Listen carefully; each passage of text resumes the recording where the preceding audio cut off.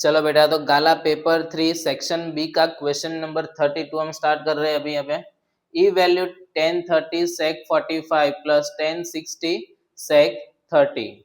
चलो यहाँ पे ई वैल्यूट करना है, मतलब पहले हमें सबकी वैल्यूज पुटअप करना है। 1030 इज इक्वल्स टू, तो टेबल यहाँ पे हमने पहले से रखा हुआ है।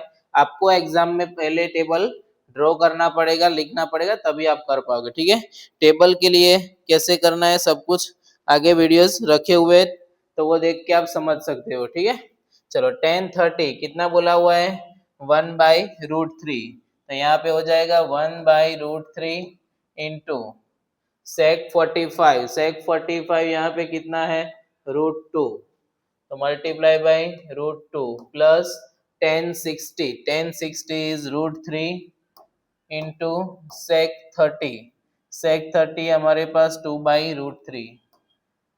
चलो इसको हमें सिंप्लीफाई करना है, डॉट मतलब यहाँ पे मल्टीप्लाई होगा, या तो आप ब्रैकेट भी दे सकते हो यहाँ पे। ठीक है, चलो क्या होगा यहाँ पे, तो कि √3 कैंसल, यहाँ पे कुछ कैंसल नहीं हो रहा है, सो विच इज √2/√3 प्लस ये क्या हो जाएगा 2।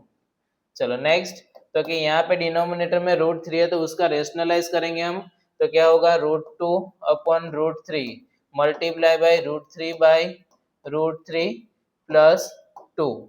चलो ये, तो कि √2 इंटू √3 दोनों क्या बन जाएगा, √6 upon √3 which is 3 plus 2। LCM करके इसको सिंप्लीफाई कर सकते हैं हम, तो क्या होगा एलसीएम, तो कि 3 2 6, तो कि √6 प्लस 6 अपॉन 3। ओके, तो ऐसे सिंप्लीफिकेशन होगा, इसका फाइनल आंसर यही रहेगा, √6 प्लस 6 अपॉन 3। राइट, चलो तो ये अपना हो गया क्वेश्चन नंबर 32। नेक्स्ट अपना क्वेश्चन है question number 33। Prove that cosec theta minus cot theta whole square is equals to 1 minus cos theta upon 1 plus cos theta. चलो प्रूव दैट है, एलएचएस आरएचएस को इक्वल प्रूव करना है यहाँ पे हमें। तो क्या करेंगे हम यहाँ पे, फर्स्ट ऑफ ऑल एलएचएस को लिख देना है। So LHS is equals to cosec theta minus cot theta whole square. चलो यहाँ पे इसको सिंप्लीफाई करना है, first of all convert in sine and cos. Okay, कोई भी प्रूव दैट आए, फर्स्ट हमें क्या करना है, उसको साइन एंड कॉस में कन्वर्ट कर देना है। तो cosec थीटा को हम क्या लिख सकते हैं, 1 upon sine theta, minus cot theta को क्या लिख सकते हैं हम, cos theta upon sine theta. चलो उसके बाद ये पूरे का होल स्क्वायर।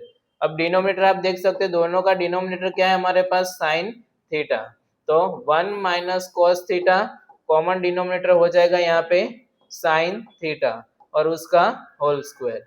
चलो अभी सेपरेट स्क्वायर दे रहे हैं हम, तो कि 1 minus cos theta whole square upon sine square theta. Okay, sine का होल स्क्वायर मतलब साइन स्क्वायर थीटा ही बन जाएगा। चलो 1 minus cos theta whole square है, तो उसको हम 2 टाइम्स लिख सकते हैं, तो कि 1 minus cos theta into 1 minus cos theta upon sine square theta. तो उसके लिए हमारे पास आइडेंटिटी है sine square theta plus cos square theta is equals to 1। अब क्या चाहिए हमें, साइन स्क्वायर चाहिए, तो कॉस स्क्वायर यहाँ पे आके क्या हो जाएगा, माइनस हो जाएगा, तो sine square theta is equals to क्या बन जाएगा यहाँ पे, 1 माइनस कॉस स्क्वायर थीटा। चलो यहाँ पे 1 minus cos theta, 1 minus cos theta as it is. अब यहाँ पे की आइडेंटिटी अप्लाई होगी, कौन सी आइडेंटिटी, तो कि A square minus B square, A square minus B square is equals to क्या है, तो कि A plus B, A minus B. यहाँ पे हम 1 का स्क्वायर ले सकते हैं, माइनस कॉस स्क्वायर थीटा तो ऑलरेडी है, तो इसको हम 1 टाइम प्लस 1 टाइम माइनस लिख देंगे, तो क्या होगा 1 plus cos theta, 1 minus cos theta.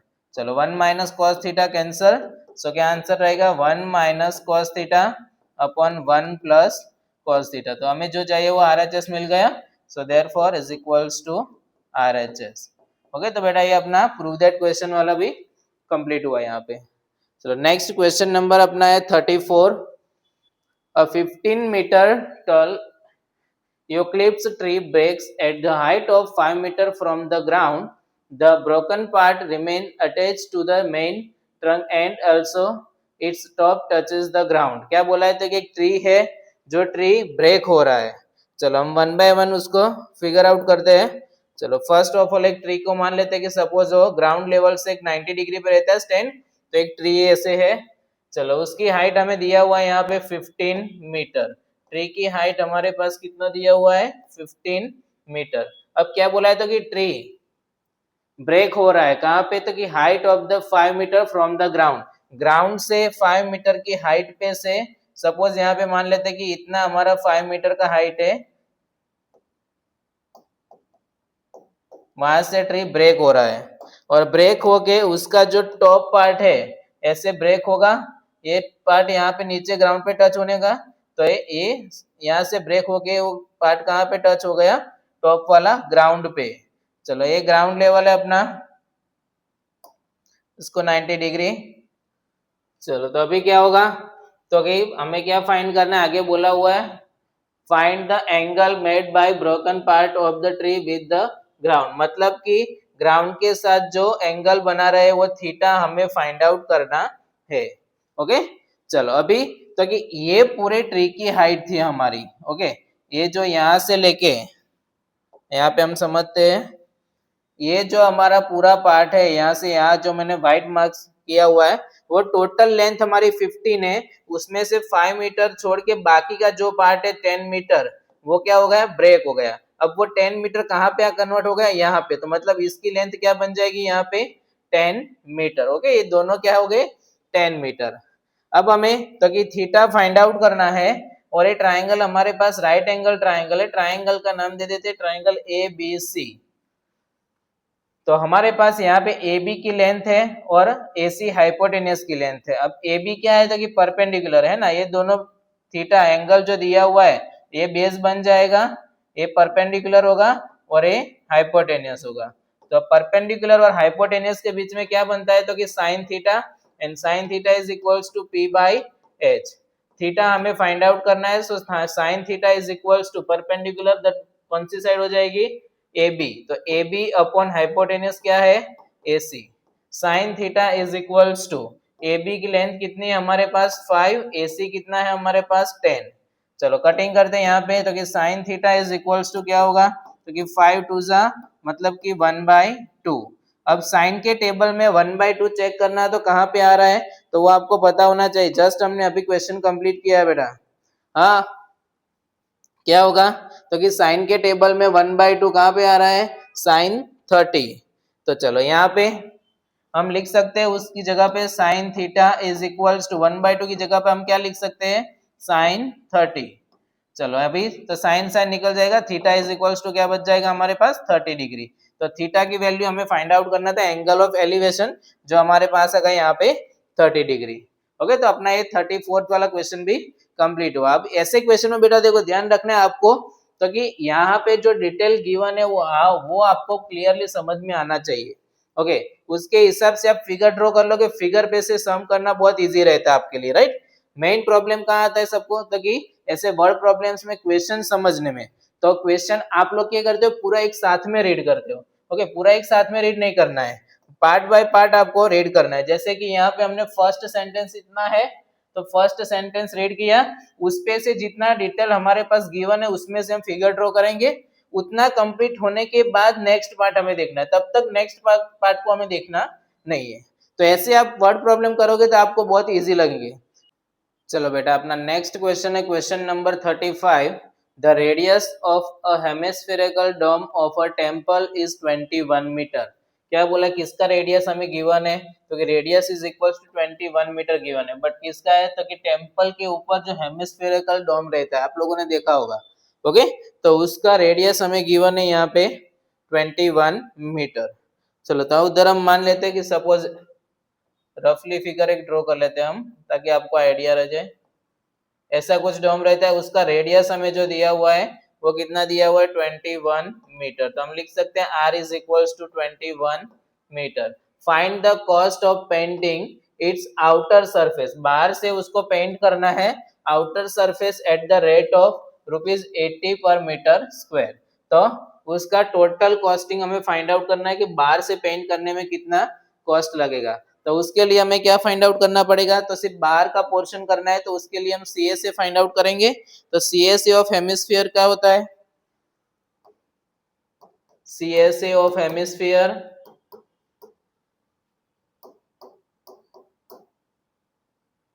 Is equals to, बोलो फॉर्मूला क्या होता है यहाँ पे, तो कि 2πr²।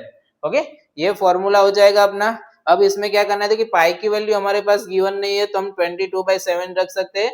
सो 2 × 22/7, रेडियस हमारे पास गिवन है यहाँ पे 21, स्क्वायर है, सो इसको हम 2 बार लिख देते हैं 21। चलो यहाँ पे हो जाएगा 7 3 जा, चलो क्या होगा 22 × 2 44 मल्टीप्लाई बाय 21 3 जा 63। चलो टोटल मल्टीप्लीकेशन 44 मल्टीप्लाई बाय 63, तो आ रहा है 2772 मीटर स्क्वायर। ओके, ये हमने फाइंड आउट कर लिया curved surface area of hemisphere. अब उसकी हमें कॉस्टिंग फाइंड आउट करना है ना, cost of painting find out करना है। तो क्या करेंगे हम, तो कि सिंपल जो एरिया आया उसको हम मल्टीप्लाई कर देंगे 80 से।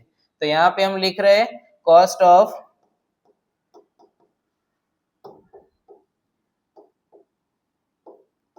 Painting is equals to 2772 multiply by 80। चलो 2772 मल्टीप्लाई बाय 80 मतलब हो जाएगा 221760, इतना रुपीज उसका होगा। ओके, मैक्सिमम बेटा जितना प्रैक्टिस करोगे ना उतना कैलकुलेशन आपका फास्ट होता जाएगा, और मेन आपका कैलकुलेशन ही रहता है। ओके, ये एक चैप्टर है और स्टैटिस्टिक्स चैप्टर, ये चैप्टर के लिए आपका कैलकुलेशन एकदम परफेक्ट होना जरूरी है। तो जितना मैक्सिमम प्रैक्टिस करोगे उतना कैलकुलेशन आपको इजी लगेगा।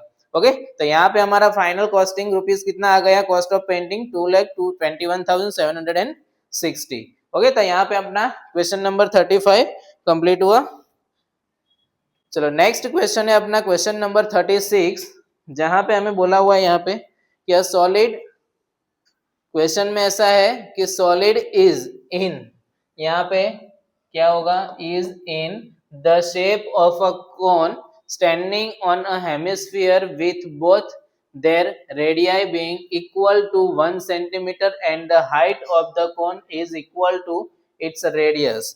बोला क्या बोला हुआ है, तो कि solid is in the shape of a cone standing on a hemisphere, मतलब कि एक हेमिस्फीयर पे कोन है। चलो फिगर बनाते जा रहे हैं साथ में, एक हेमिस्फीयर बोला हुआ है हमारे पास, तो हेमिस्फीयर कुछ ऐसा है, उसके ऊपर एक कोन है।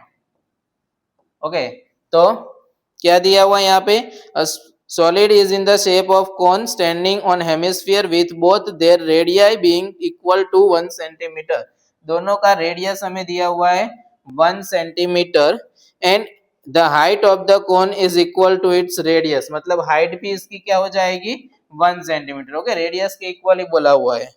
Then find the volume of the solid in the term of पाई, क्या करना है, तो कि पाई के टर्म में इसका वॉल्यूम हमें फाइंड आउट करना है, जो पूरा सॉलिड बन रहा है कोन और हेमिस्फीयर मिला के।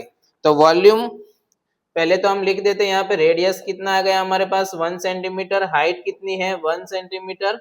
चलो वॉल्यूम ऑफ सॉलिड,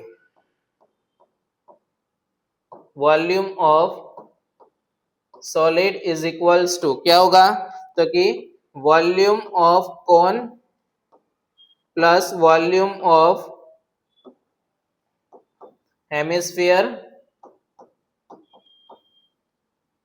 चलो क्या होगा, तो कि volume of cone which is 1/3 πr² plus 2, volume of hemisphere क्या होता है 2/3 πr³। चलो यहाँ पे तो कि पाई, अब देखो आप देखने जाओ ना तो कि क्या है, तो कि रेडियस और हाइट हमारी दोनों में 1 1 दिया हुआ है, और हमें किसके टर्म में आंसर लाना है, तो कि पाई के टर्म में, है ना। पाई में वैल्यूज पुट अप नहीं करना है, तो पाई को हम बाहर निकाल लेते, बाकी क्या बचा हमारे पास, तो कि 1/3 radius 1² height 1 plus A 2/3 radius is given 1 सो 1³ चलो यहाँ पे सॉल्व करते हैं। सो पाई इन ब्रैकेट ये क्या हो जाएगा, सब कुछ मल्टीप्लाई करके 1/3 प्लस इसको सॉल्व करके मिलेगा हमें 2/3 3। अब देखो तो डिनोमिनेटर यहाँ पे क्या आ गया, सेम, तो हम लिख सकते हैं पाई इन ब्रैकेट 3/3 विच इज 1। तो आंसर क्या होगा हमारा, पाई। तो वॉल्यूम ऑफ सॉलिड जो पाई के फॉर्म में लाना था उसका आंसर भी क्या मिल गया हमें, पाई। ओके, सो आई होप सबको क्वेश्चन 36 क्लियर होगा। नेक्स्ट क्वेश्चन नंबर 37 है हमारे पास। ओके, सो क्वेश्चन में हमें गिवन है for a given frequency distribution in usual notation A is equals to 80, sigma Fi is equals to 50, sigma Fi Ui is equals to 40 and H is equals to 20. Find the mean of the data. चलो mean find out करना है। sigma Fi sigma Fi Ui given है तो उसके हिसाब से हमारे पास formula है ही, तो कि x bar is equals to, mean को हम डिनोट करते हैं x बार से, तो x bar is equals to a plus sigma Fi Ui upon sigma Fi multiply by h। Okay, ये अपनी मीन की फॉर्मूला है। चलो यहाँ पे a की वैल्यू कितनी है 80 प्लस सिग्मा Fi Ui कितना है 40 upon sigma Fi 50 multiply by h कितना है 20। चलो यहाँ से हम 0 से 0 को कैंसिल कर सकते हैं और ये 5 8 जा, सो क्या होगा यहाँ पे 80 प्लस 8 2 जा 16। तो यहाँ पे कितना आंसर आ रहा है 80 प्लस 16 विच इज 96। तो रिक्वायर्ड मीन कितना आ गया हमारे पास 96। ओके, तो यहाँ पे इसके साथ अपना क्वेश्चन नंबर 37 कंप्लीट हुआ और यहाँ पे पेपर 3 सेक्शन बी का सॉल्यूशन भी यहाँ पे कंप्लीट हुआ।